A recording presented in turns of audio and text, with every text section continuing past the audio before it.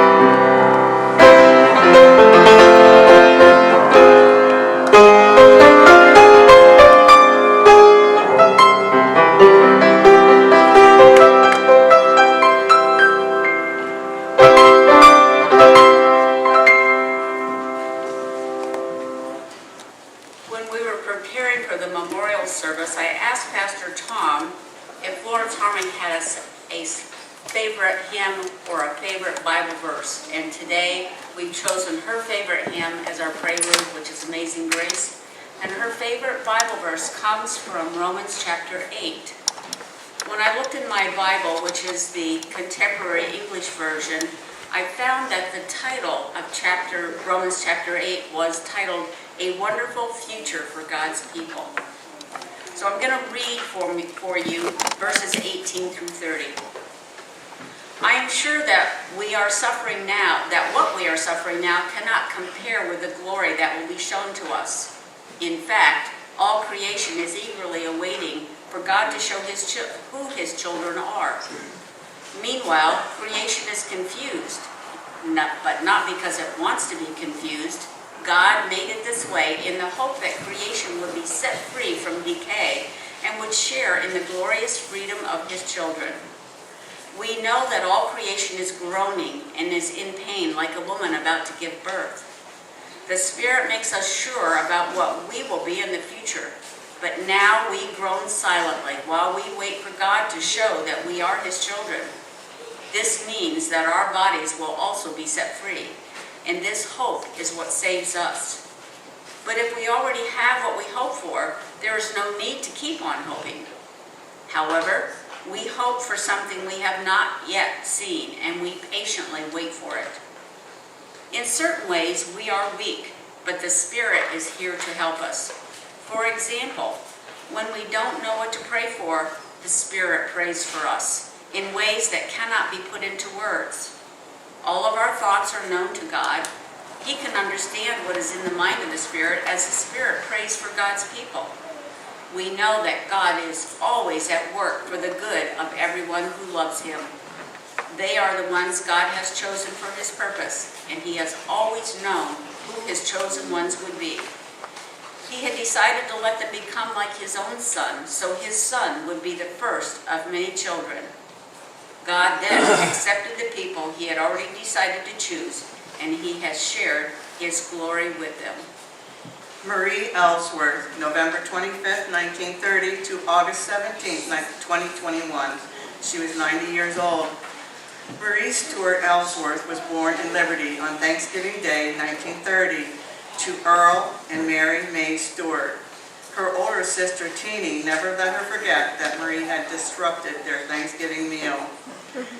Marie's parents owned a general store in Liberty, and she could be seen working after school in the store packing groceries and serving ice cream.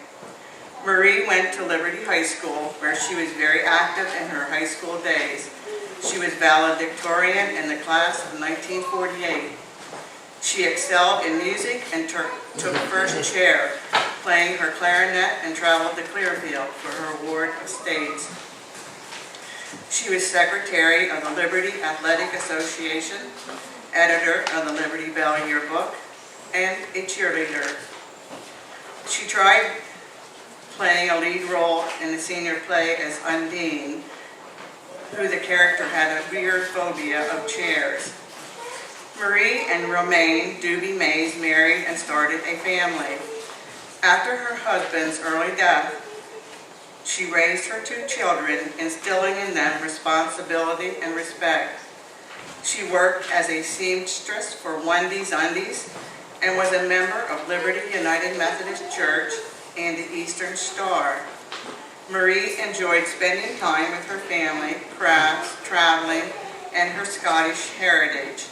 She enjoyed a trip to Scotland with her Aunt Irma Eby. Marie met Theodore Ted Ellsworth later in life, and they were married. She was very active in the Liberty Historical Society, and they enjoyed traveling. She also worked as a volunteer in the Liberty Fire Company and was known as a lady in her special slippers and robe directing traffic.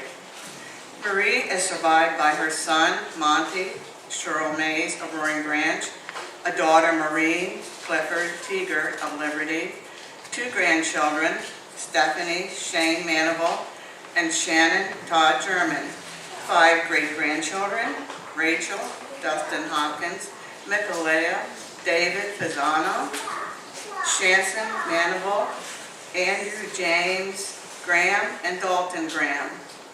She was preceded in death by her first husband, Romaine Mays, her second husband, Leon Mays, and her third husband, Ted Ellsworth, a sister, Ernestine Teenie Geyser, and a grandson-in-law, Andy Graham. The family members spelled out her name one letter at a time, with M for magnetic, A for affectionate, she loved everyone, R for resilient, she persevered through life, enduring a lot of tough times. Letter I for illuminating, she always lit up a room with laughter. And the last letter E for eternal, she will always be in their hearts. As we light this candle in memory of Marie, we thank God for all the talents and abilities that he has given her. Eldon Ralph York of Troy passed away on August 24th, 2021 at the age of 86. Eldon and his wife Linda lived just off Route 6 between Mansfield and Troy in the area called Gobbler's Knob. Eldon and Linda were active, devoted members, and Linda still is, of the Bakerburg Community Church in Mainsburg, Pennsylvania. Eldon was a lifelong self-employed contractor who loved to design and build beautiful homes and structures for his clients. You may wonder why this man who spent his whole life in the Troy area would be remembered in a memorial service here in East Point. So let me explain. As you know, it's always a bit breezy here on the hill at East Point. Sometimes you can even say it's downright windy. Most Sundays, there's no sense even combing your hair because your hairdo will most certainly be rearranged by the time you walk from your car to the door.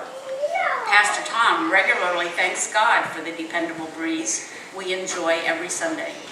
But back in 2008, on a hot and humid June 10th afternoon, a powerful and fast-moving thunderstorm blew through East Point. The wind was ferocious for just a few short minutes, and then, just like that, it was over. The air was calm and the skies cleared. At first it seemed that everything was okay until one looked toward our church on the hill.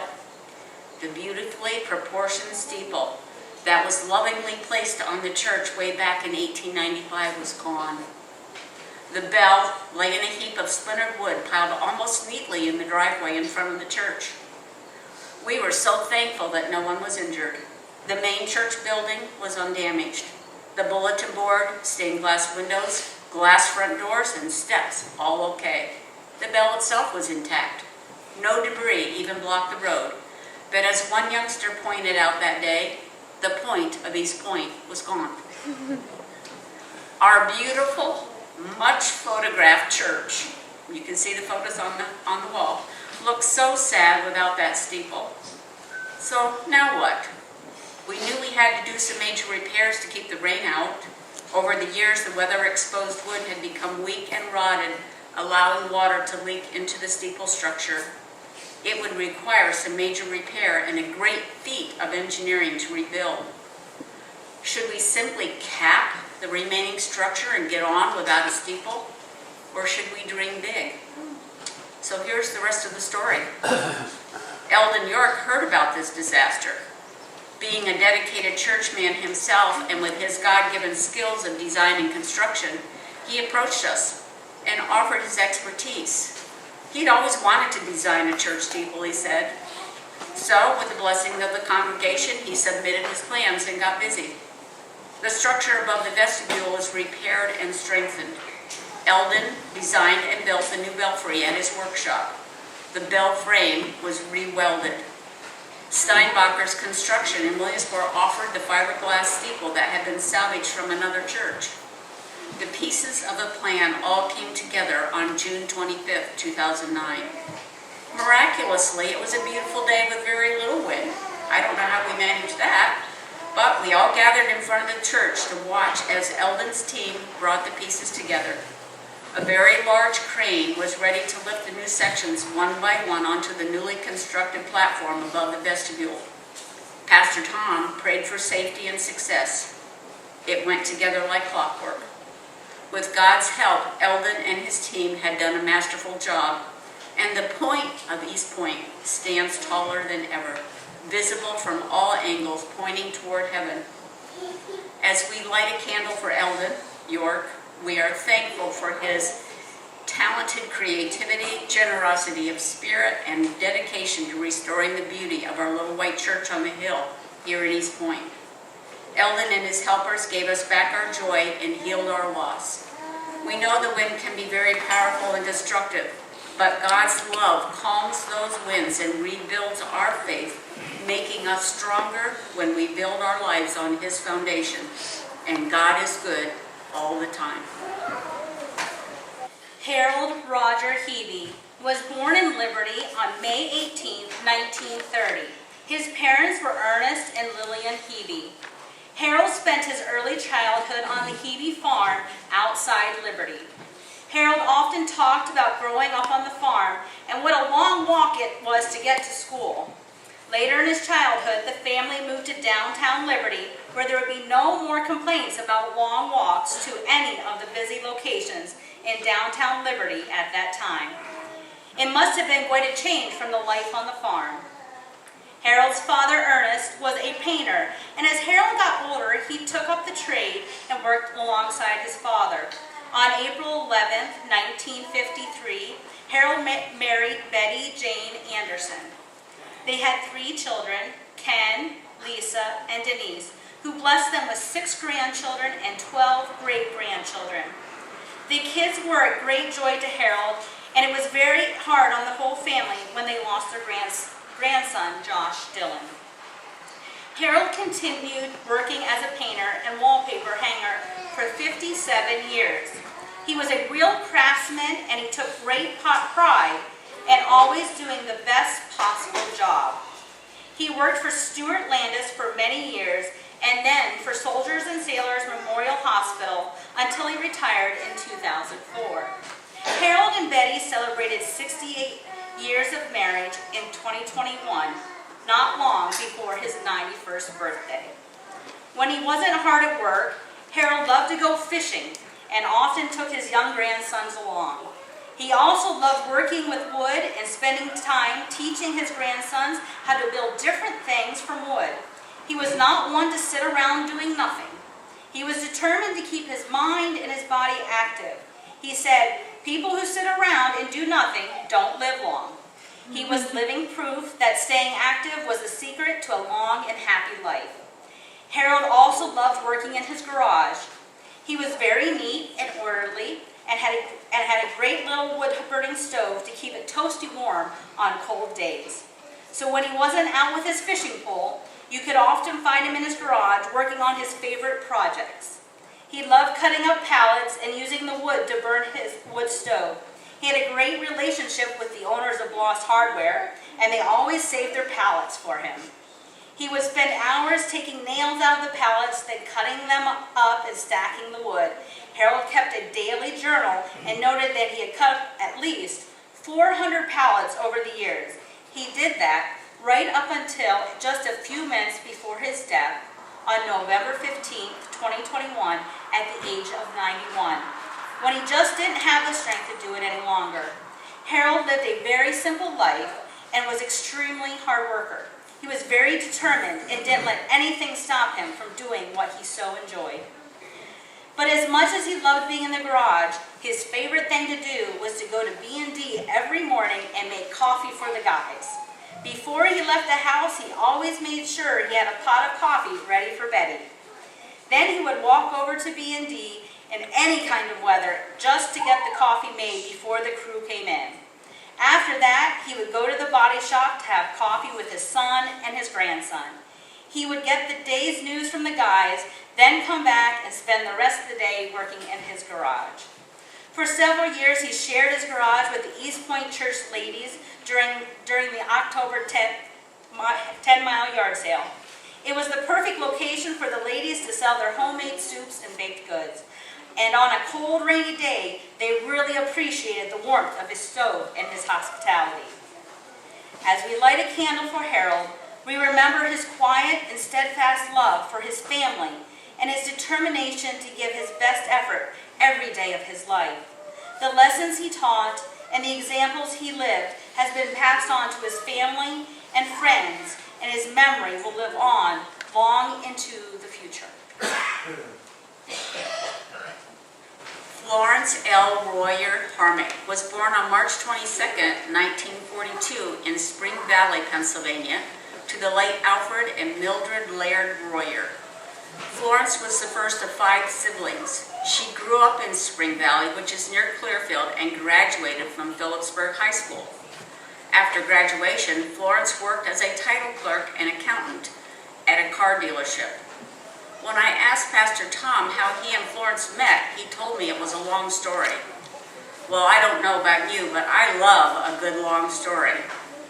Then he proceeded to tell me that their first meeting was actually based on a lie. Well, that really sounded intriguing, so I asked for the rest of the story. It seems that Tom's friend Bob had a sister named Kathy who was Florence's friend. Kathy and Bob thought Florence and Tom would be perfect to each other, but there was one problem. Florence was 4 years older than Tom. Kathy didn't think Florence would be willing to meet someone that much younger, let alone be interested in going out on a date with someone with that age difference. So, Kathy and Bob hatched a plan.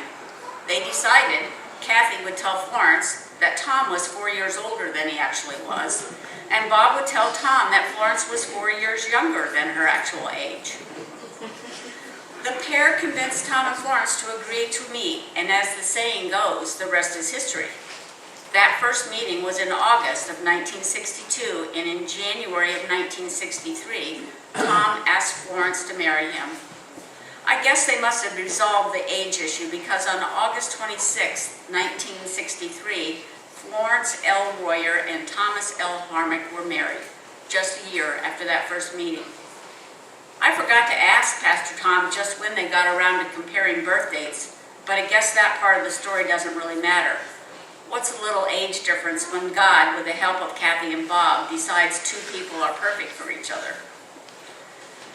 Just weeks after their wedding, Tom reported for active military service basic training in South Carolina. Because of Tom's military service, the couple was required to move several times during the early years of their marriage. In addition to Spring Valley, PA, the couple lived in Fort Bragg, North Carolina, and in Buffalo, New York. Florence's prayers during Tom's tour of duty in Vietnam were answered, and after his honorable discharge, Tom and Florence moved back to Spring Valley to raise their 4 daughters, Melissa, Renee, Bobby, and Robin. Back home in Spring Valley, Florence was an active member of Spring Valley United Methodist Church, where she taught Sunday school, Bible school, and youth fellowship. Then, in 1987, Tom was offered a job transfer, and the family relocated to York. While in York, Florence again worked as a title clerk for a car dealership, and the family attended Mount Zion Potosi United Methodist Church, where Florence was an active member. During their time in York, Tom could no longer ignore his calling to serve God. So in July of 1995, now Pastor Tom and Florence moved to Morrisdale, PA for their first pastoral assignment to the Summit Hill United Methodist Church. Florence was happy to fulfill the duties of a pastor's wife as Pastor Tom's partner in their service to their churches. Their next and final move came when they were assigned to serve the Liberty United Methodist Church starting on the 1st of July in 2003. It was here that the couple found their final home among the friendly and supportive people of the Liberty Nauvoo community. They knew they wanted to spend their retirement years in this community. So after several years in the parsonage, Pastor Tom and Florence bought their own home between Liberty and Sebring and started planning for their retirement. By this time, Bobby and Robin were both married and living nearby. Florence was an active member of the ladies' quilting group that made quilts for hospital patients and the homeless, as well as children's quilts for the Linus Project. She led a Bible study at the parsonage, was involved in the Tioga County Homeless Initiative, and helped with pancake breakfasts, ice cream socials, dinners, all the things that our church and community activities in both churches love to do. Every Christmas, Florence made a Christmas ornament or a small gift for each church member in the charge. She enjoyed crocheting and made each new baby in the congregations a hand-crocheted baby blanket. When Florence's health began to fail, she was moved to Broad Acres Nursing Home, where she and Pastor Tom were dearly loved by the staff and the other residents. Even from her bed at Broad Acres, she mothered and prayed for the staff and for the other patients. Tom became their chaplain. Her strong faith that God is always at work for the good of everyone who loves him never faltered. On December 9th, 2021, after 59 years of marriage to her young groom, Florence Harmon went home to reside with her Lord in the home he had lovingly prepared for all believing his amazing grace. We can rest assured that she and Melissa are fully healed and waiting there for all their loved ones to join them. As we light this candle in memory of Florence, we thank God for putting good friends and neighbors in our lives to love and support us through the good days and the deep valleys. Florence lived her life in service to her Lord and Savior through her love of her church, her family, and friends, and in her role as wife and mother. We are all blessed to have experienced her caring presence in our community. Howard E. Campbell.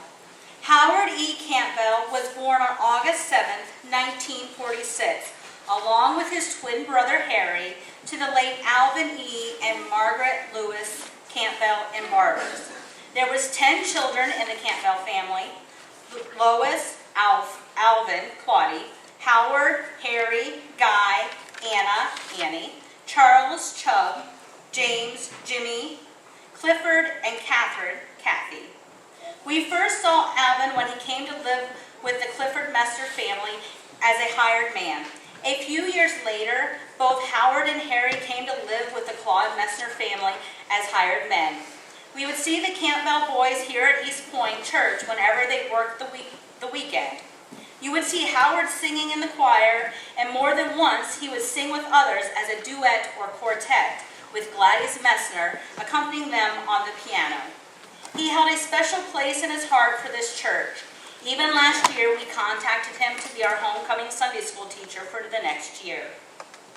He was a very active member of the Loyalsock Baptist Church after moving back to Barbers, serving as deacon, Sunday school leader, helping with many church activities, and helping to pick out possible new pastors. Howard and Mildred A. Thompson Campbell had been married for 56 years at the time of his passing. They have 2 children, Ronald and his wife Wendy, and Christina and husband Ted Rubright, 5 grandchildren and 2 great-grandchildren. Howard retired after 44 years of service from the former Stroman bakeries. Howard spent many long hours there making sure everything was finished. He enjoyed baking cakes, especially wedding cakes, canning, spotting deer, and feeding and watching hummingbirds. Howard had a special surprise for quite a few people's birthday cakes. He would take a beautifully decorated cake for the birthday person, and after blowing out the candles, to their surprise, they would cut into a decorated sponge. Howard always made sure there was a real cake to back it up. Howard and Millie always kept their faith in God, even after going through 2 big catastrophes. One time, the Loyalsock Creek flooded and it ruined their home, and they had to clean up the mess and start all over fixing the house. Almost 2 years later, there was a fire in the middle of the night, and they lost their complete home. They cleaned up and started all over again. After a long fight with the insurance company, they finally received a settlement. This time they started from scratch, and finally they had a new, completed home. It was a little over 2 years until Howard became ill and the Lord called him home. As we light this candle in memory of Howard, let us be reminded of 2 Timothy 4, 7 through 8. I have fought the good fight. I have finished the race. I have kept the faith. Now there is in store for me the crown of righteousness, which the Lord, the righteous judge, will award to me on that day, and not only to me, but also to all who have longed for his appearing. Jane Ellen Parker Holtz. She was the 4th of Gerald Buzz and Helen Groover Parker's 5 daughters. She was born July 15, 1953 in Blossburg, Pennsylvania. She and her older sisters, Joanne, Sandra, Sheila, and youngest sister Fern, grew up on the family dairy farm here in East Point. Jane loved life on the farm. She was a FARM girl through and through with capital letters. She loved everything about being outside, digging in her flower beds and garden, and helping with the farm chores. She and her sisters were always active 4-H members, sewing, learning outdoor cooking, and showing their championship Holstein cows at the fair. Their animals usually qualified to move on to district and state shows, so the girls were master fitters and often won showmanship awards with their big black and white cows as well. Jane met her future husband, Barry Holtz, at the 4-H show when they were just teenagers. Barry, who showed his sweet-faced brown Swiss cows, and Jane, with her sturdy black and white Holsteins, were the perfect match. They married on June 10, 1974, here at the East Point Church. Growing up, Jane was an active member of this church and Sunday school and a gifted organist. She and Norma Jane Moyer often played together for homecoming and Sunday morning services. Like her sister Fern, she was a talented keyboard musician.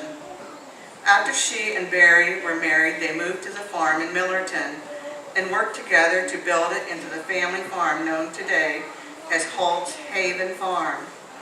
There they raised 2 sons, Darrell and Aaron, and daughter Jolene. All 3 are married and living in Millerton and part of the family farm operation. Jane and Barry are also blessed to have 8 grandchildren to love. Jane embraced her Millerton community and was a member of the Millerton Wesleyan Church, where she was the organist. Along with being an owner-operator of the family farm, she was also a school bus driver for the Northern Tioga School District for 44 years. She especially enjoyed taking the school kids on field trips. Jane loved having her family living close by and spending lots of time with her grandchildren. Close to milking time, you would find Jane out in the pasture on the 4-wheeler, rounding up the cows to come in for milking. In her spare time, she also enjoyed restoring antique furniture, caning chairs, and doing macrame weaving to replace the webbing in lawn chairs.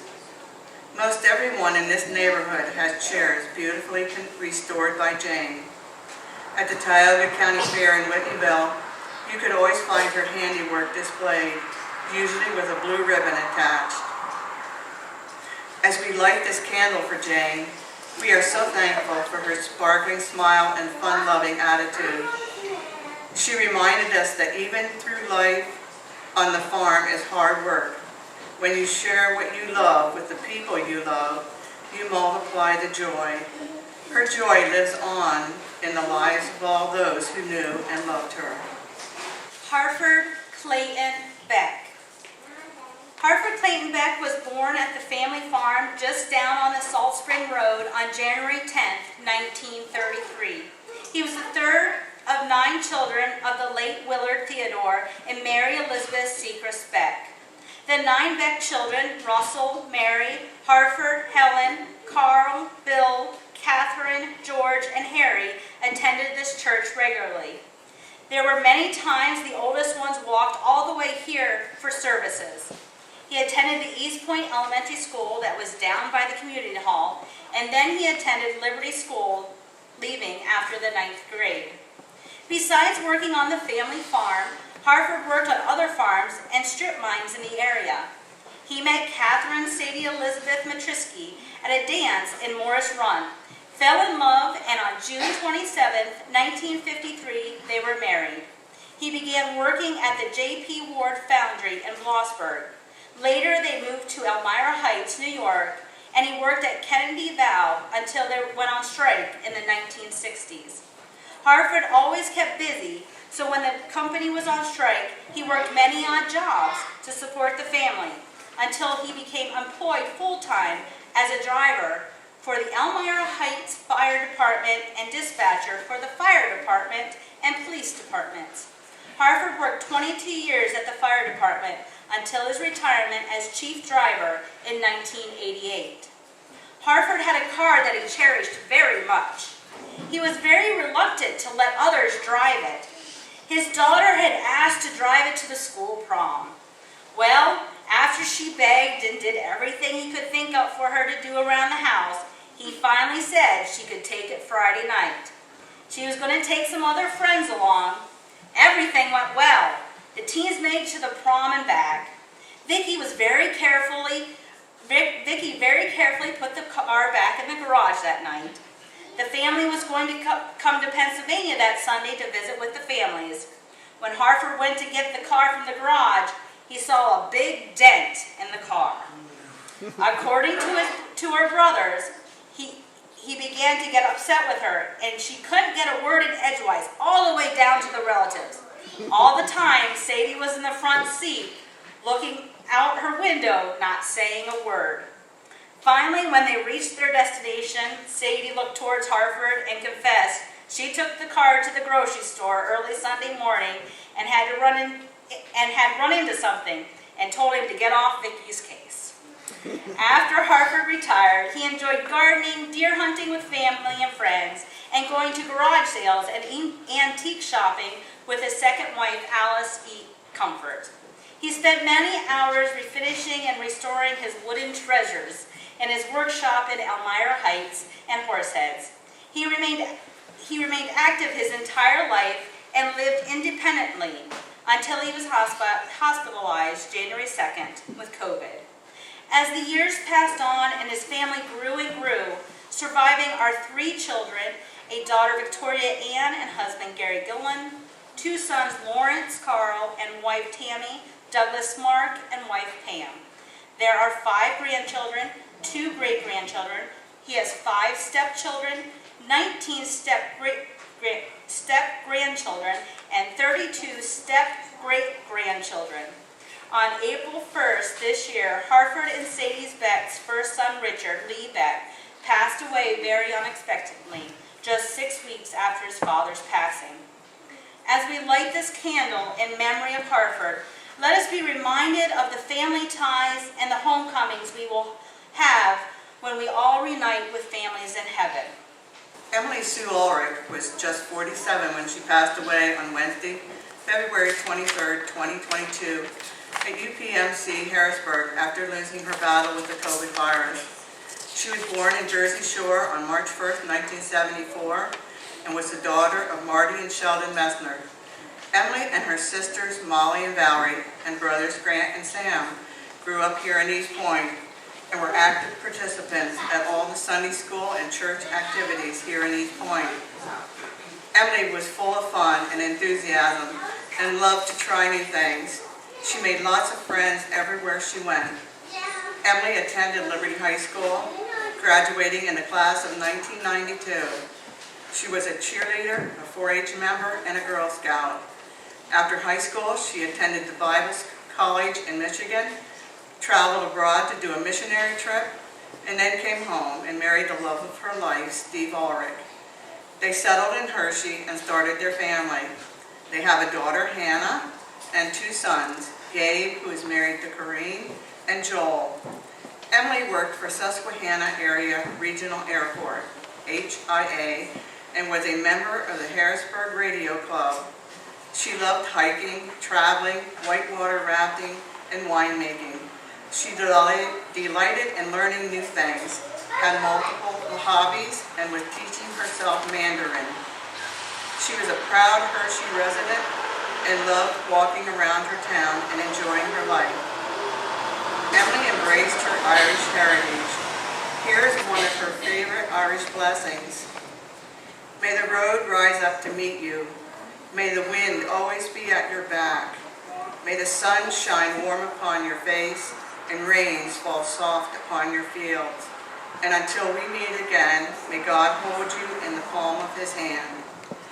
As we light a candle for Emily, we remember her wonderful smile that lit up a room and her enthusiasm for living life to the fullest.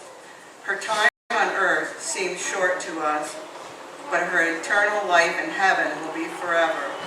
And we thank God for lighting up our lives with her love. Sherilyn K. Parker High and her twin sister Carolyn were born on September 28, 1945. The twins, along with their younger sister Janet, grew up on the family farm here in East Point. They were the daughters of Llewellyn, called Pete, and Myrtle Holcomb Parker. The family was active in the East Point Church, and the girls, along with their cousins Joanne, Sandra, Sheila, Jane, and Fern Parker, were at the center of East Point Church and Liberty community activities like Bible school, Sunday school, and 4-H. Sherry played the saxophone in the Liberty High School band and was active in FHA. Sherilyn and Carolyn were varsity cheerleaders through high school and cheered for the Liberty Mounties basketball and soccer teams. Sherry was selected by the students and faculty to receive the DAR Good Citizenship Award in her senior year of high school, and she was also on the yearbook staff. She and Carolyn graduated from Liberty High School in 1963. Sherry then attended Penn State and earned a Bachelor of Science degree in 1966. She went on to earn a Master of Education degree, also from Penn State, in 1969. Sherry taught in the Baltimore, Maryland School District in the Towson area from 1967 to 69. and then became a supervisor for the Child Nutrition Program for the state of Maryland from 1969 to 1983. Her career was focused on home economics, family studies, and food science. She cared deeply about family values and giving children the best possible start in life. In 1973, she married Harry Hyde, and together they raised their family of 3 children, twin daughters Patricia Hyde and Chrissy Gregory, and son Joseph Hyde. They grew up in the northern Maryland area outside Baltimore. She was very proud of her children and adored her 7 grandchildren. Sherry and Carolyn embraced their twin relationship. In their younger years, they often dressed alike, and as they grew up, they participated in many of the same activities in school. Their dad, Pete Parker, was also a twin, so it was no real surprise that Sherilyn became the mother of twins. She was a member and president of an organization named Parents of Multiples. Actually, that's a mistake. Pete was not a twin. It was Buzz that was the twin. Buzz, Gerald, and Geraldine, but it was a family that had twins. She was a member and president of an organization named Parents of Multiples, where sibling relationships were celebrated. Sherry loved to travel and went on many trips with her sister Carolyn. She wanted to share her love of travel with others and became a travel consultant. She was a member of the American Society of Travel Agents and was listed as a noteworthy travel consultant by Marquis Who's Who. We light a candle for Sherry and remember her adventurous spirit, her love of family, and the many good friends she made throughout her life. Her dedication to making a better life for children and families in her school district and beyond created a ripple effect that will extend far into the future.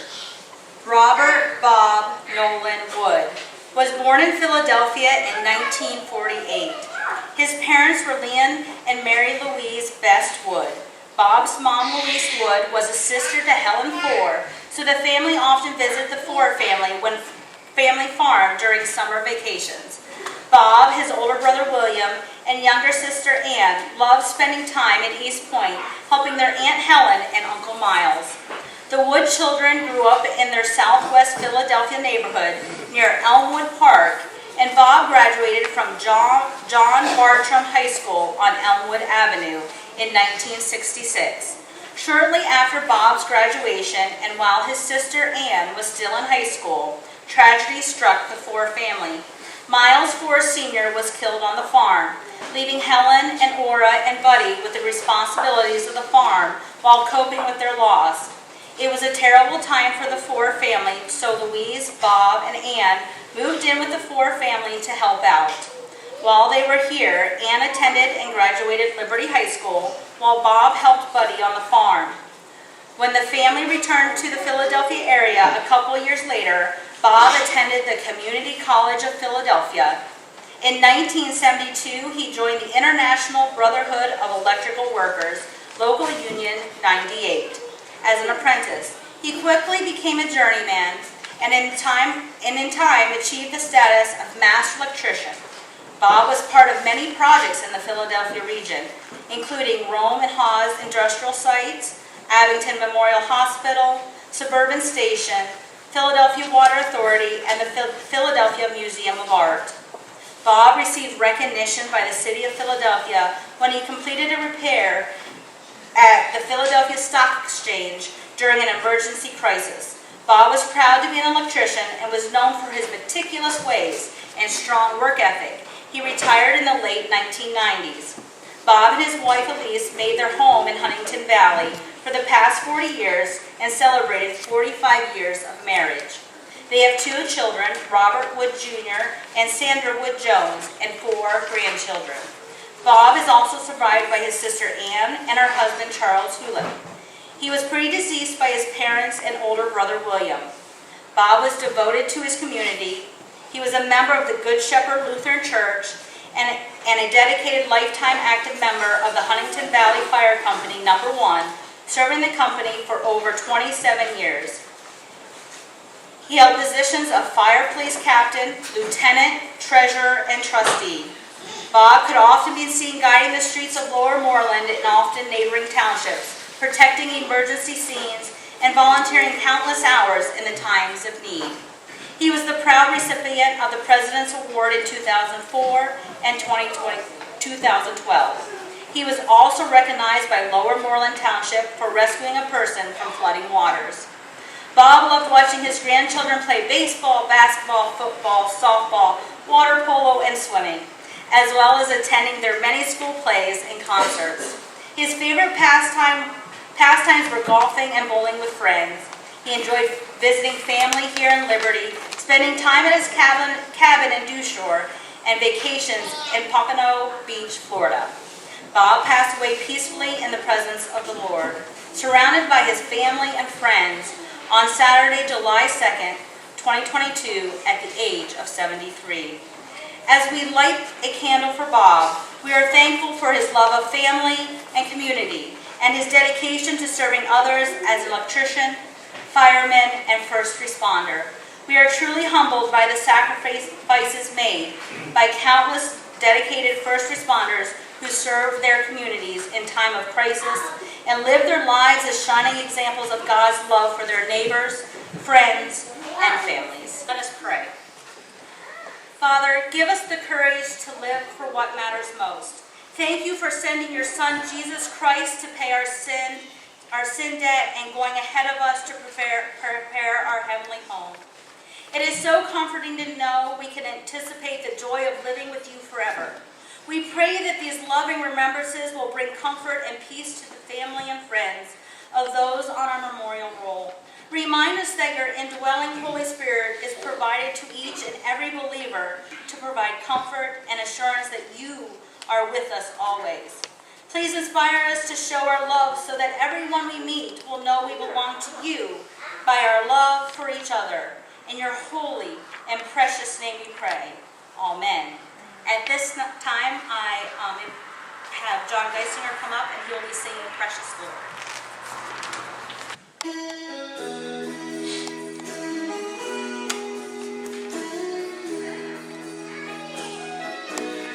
When my way grows drear, precious Lord, linger near. When my life is almost gone, hear my cry, hear my call, hold my hand, lest I fall. Take my hand, precious Lord, lead me home. Precious Lord, take my hand, lead me on, let me stand. I am tired, I am weak, I am worn. Through the storm, through the night, lead me on to the light. Take my hand, precious Lord, lead me home. When the darkness appears and the night draws near and the day is past and gone, at the river I stand, guide my feet, hold my hand, take my hand, precious Lord, lead me home. Precious Lord, take my hand, lead me on, let me stand. I am tired, I am weak, I am worn. Through the storm, through the night, lead me on to the light. Take my hand, precious Lord, lead me home. Through the storm, through the night, lead me on to the the light. Take my hand, precious Lord, lead me home.